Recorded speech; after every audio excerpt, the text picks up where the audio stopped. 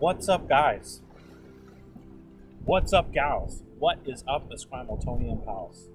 We got a Christmas cast, Corona Cast Christmas cast? Corona Cast Christmas edition, volume 1 of the Christmas editions, episode 1 of the Christmas edition. Sitting down here in the most Christmassy place in Esquimalt, that's right, you guessed it, Sax Point Park. A little bit of bad news on the Christmas front. You might have heard, yes, you have heard, that the Esquimalt Light Up Parade has been hashtag Corona canceled this year. But I want to give a special shout out to the Esquimalt Light Up Parade committee, who worked super hard to make this happen.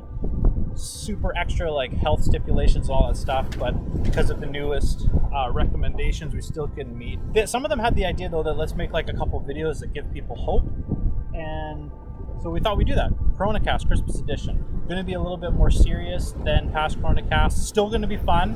Going to be a little bit more spiritual than the last couple Corona Casts. Still going to be fun. You might know the Christmas carol that says, "A thrill of hope, the weary world rejoices." I know that I'm kind of getting weary. I know that I could use a thrill of hope. And I don't really talk about this all the time on the Corona Cast, but I am a Christian. And so Christmas sometimes has special significance for me. When we're talking about hope, there's a special sense of hope that comes with the time of Christmas. Yeah, we all kind of know this probably wasn't really when Jesus was born, but it's a time that we celebrate that hope coming into the world. And I remember not growing up going to church, especially not growing up going to church on Christmas Eve. It was a little weird when I started doing that. I remember one of the earlier times I did it, I was visiting my wife's family in Alberta, obviously pre-corona when we could still do those type of things. And we're sitting with her big family, and I'm sitting beside my nephew, and the minister, the pastor guy, is up on stage, and he's talking about how the candy cane is symbolic of Jesus. Upside down it's a J, and right side up it's a shepherd's hook or shepherd's crook. And then the red stripe on it is from a verse in the book of Isaiah where it says, "By his stripes we are healed, by his wounds we're made free." And it's kind of I'm not really sure where this guy's going. And to his credit, he was telling a story about somebody else telling that story. But I was just I don't know where this is going. And my little nephew was probably 7 at the time.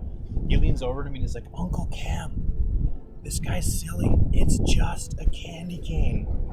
And it took all I had not to burst out laughing, because it's a big church. There's thousands of people there. And I'm like, oh man, I cannot burst out laughing in front of all these people. We're sitting pretty close to the front too. And so I keep it together. But then I notice off to the left of the minister who's speaking, there's a manger. And I'm like, oh man, look at that manger. It's dirty. They just put hay in it to feed animals.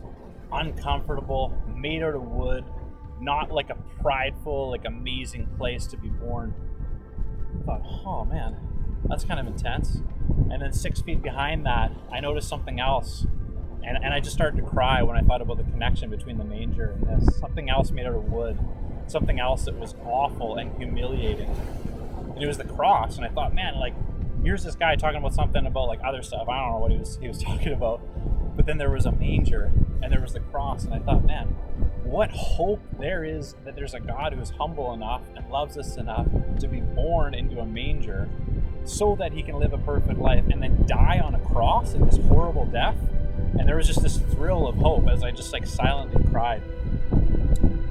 There's a book in the Bible, it's called Philippians. It's written by a guy named Paul to a church, a group of the earliest believers. They're living in a place called Philippi. So it's called Philippians.